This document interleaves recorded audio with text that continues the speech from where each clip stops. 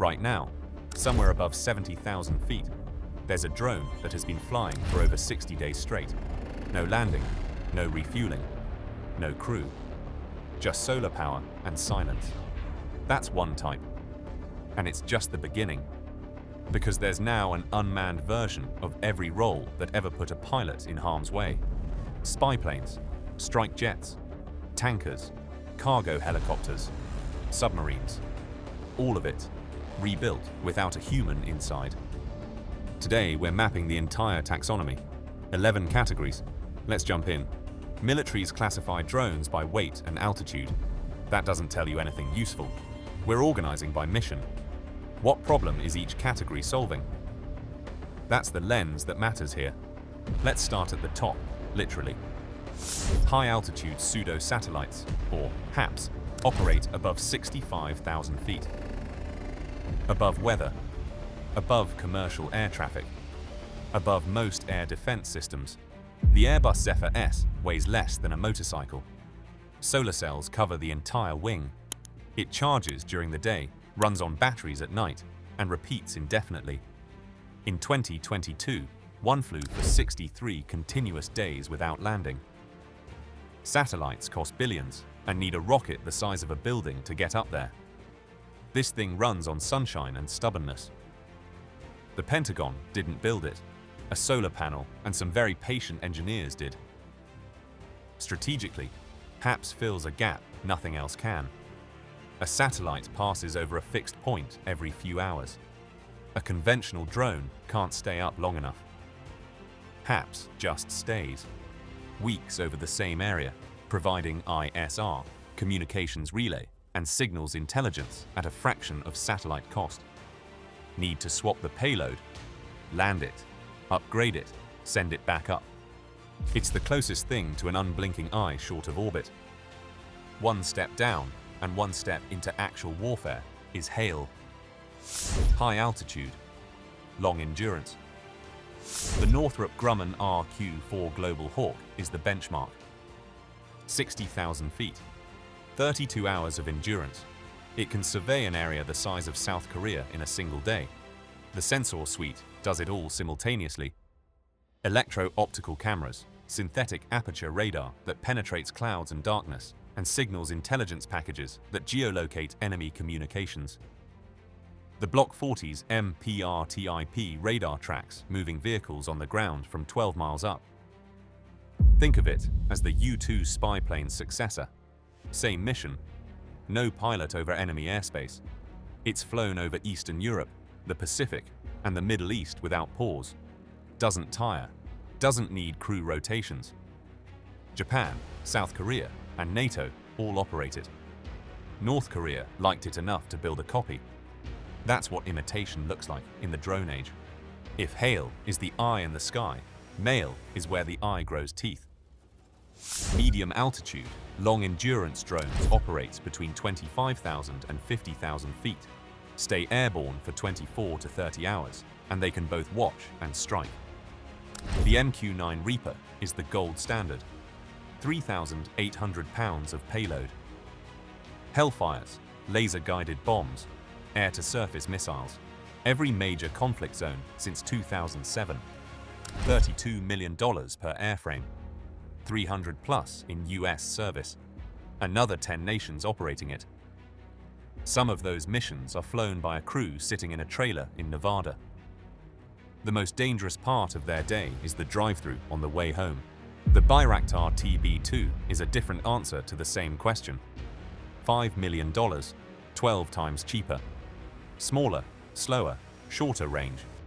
But it has a combat record in peer-on-peer conflicts. The Reaper doesn't. Libya, Syria, Nagorno-Karabakh. Over 600 built, 24 operators. China's Winglong 2 sits between them. MQ-9 capability at TB2 pricing, exported to any nation the US won't sell to. Together, these platforms turned persistent surveillance and precision strike into a commodity. What once required a full squadron now takes a $5 million drone and a crew of 2 in a trailer.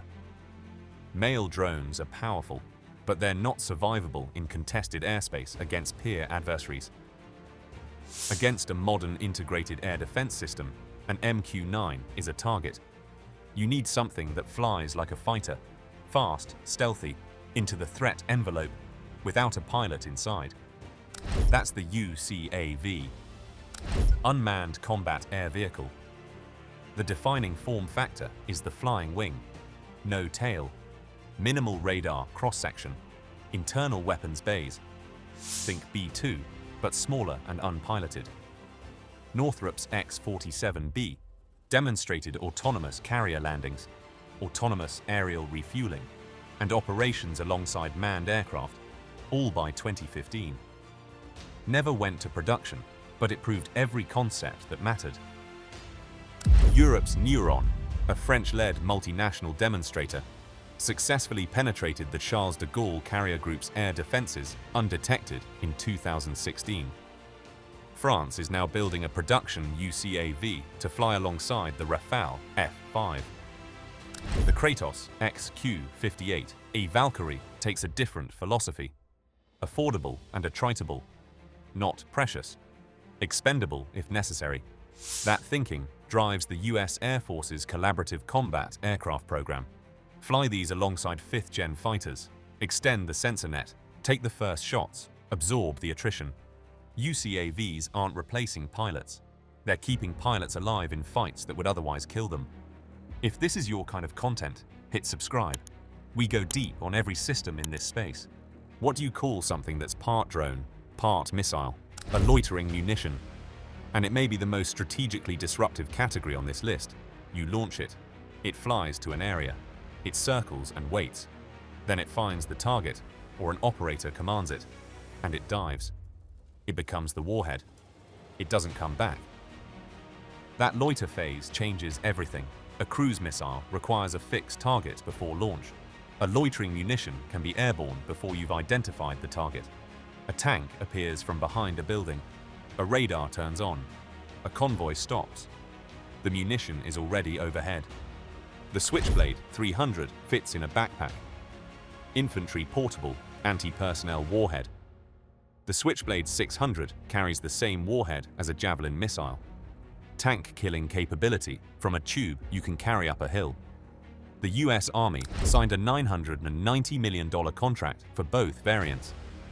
Israel's HALE is the long-range specialist, designed specifically to hunt radar installations.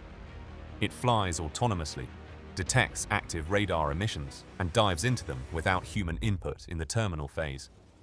That autonomous engagement capability is what makes it both strategically potent and ethically contentious.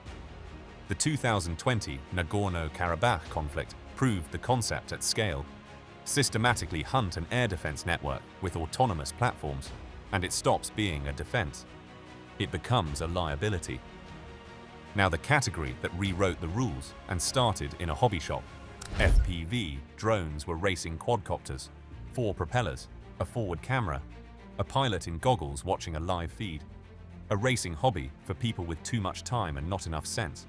Someone strapped a grenade to one and accidentally invented the most cost-effective anti-armor system in modern warfare. $300. A tank. Do the math. The military FPV is the defining weapon system of the current era. $300 to $700, built from commercial components.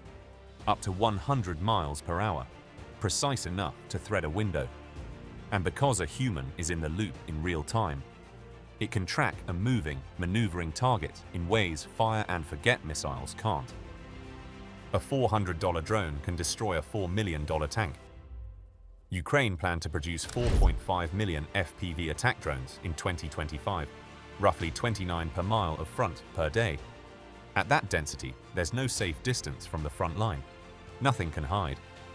The electronic warfare cat and mouse has been relentless. Radio-controlled FPVs are vulnerable to jamming. The answer is fiber optic guidance. A thin cable spools out behind the drone, immune to RF jamming entirely. Ukraine stood up a dedicated Unmanned Systems Forces branch in June 2024, a first in military history. Russia followed in November 2025. The FPV didn't just change tactics, it changed how armies are structured. Individual drones are dangerous. Swarms are a different category of problem entirely. Swarm drones run on distributed AI. No single controller, no single point of failure. Each unit shares state with the others, and the collective adapts when nodes go down. The US Navy's Silent Swarm program is developing EW-focused swarms, jamming equipment, deception transmitters, and high-power microwave emitters that fry enemy electronics from the air. The concept: ISR drones find targets, EW drones blind defenses, loitering munitions kill. A complete kill chain executed by machines, without a human at every step.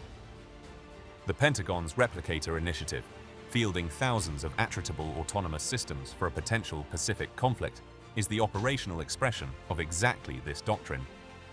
Here's the category that surprises people: the tanker drone. No weapons, pure logistics, and arguably more strategically consequential than anything with a warhead. 20 to 30% of Super Hornet sorties have been dedicated to aerial refueling. For decades, the Navy has been sending a $70 million fighter jet to do the job of a petrol station attendant.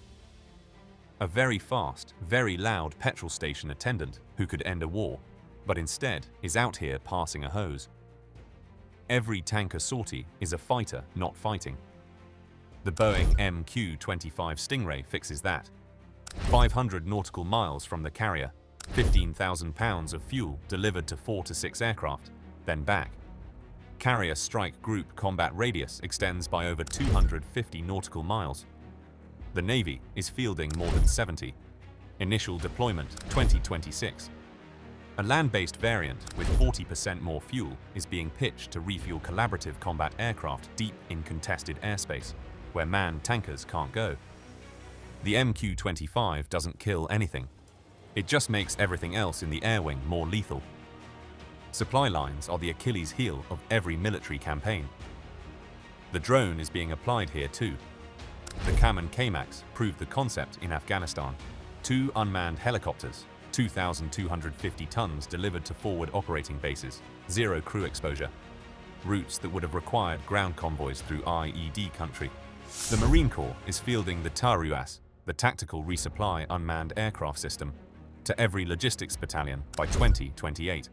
Ammunition, water, medical supplies delivered directly to forward positions, too dangerous for conventional delivery. The cargo drone doesn't make headlines, but in sustained high-intensity conflict, the side that can sustain its forces under fire wins. That's the whole game. Now for the most expensive way to practice shooting a missile. Target drones are unmanned aircraft built to be shot at. The QF-16 is worth pausing on. It's a real F-16, a complete operational fighter aircraft converted to fly without a pilot, then deliberately destroyed as a test target. Why? Because a slow, simple aerial target doesn't tell you whether your missile can defeat a maneuvering supersonic fighter. The QF-16 maneuvers, accelerates, deploys countermeasures, everything a real adversary aircraft would do. When you're certifying a missile that may one day have to engage a Su-57 or J-20, you want the hardest possible test, not cheap. But neither is finding out in combat that your missile doesn't work. We've covered the sky, now the water. Naval unmanned systems split into 2 domains, surface and subsurface.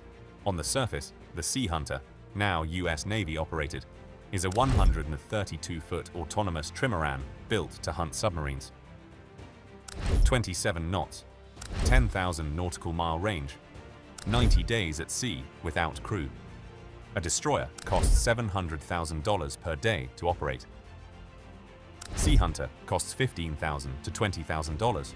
Multiple vessels have already been demonstrated operating together autonomously in coordinated missions, handling patrol, mine countermeasures, and ISR, while manned warships focus on combat. Underwater, Boeing's Orca X LUUV is an 85-foot autonomous submarine, 50 tons, modular payload bay for torpedoes, mines, or ISR equipment, capable of months-long independent operations. First delivered December 2023. Northrop's Manta Ray goes further. Biomimetic design, harvests energy from the ocean itself, built for indefinite range. Completed at sea trials in early 2024. The strategic driver is geography. The Pacific is enormous. You cannot cover it with manned platforms alone. Naval UXVs pre-position, patrol persistently, and operate in areas too dangerous or too distant for conventional assets.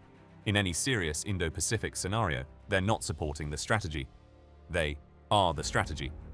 11 categories: HAPS to FPV, pseudo-satellite to racing drone with a warhead, stratospheric spyplane to autonomous submarine, tanker to kamikaze.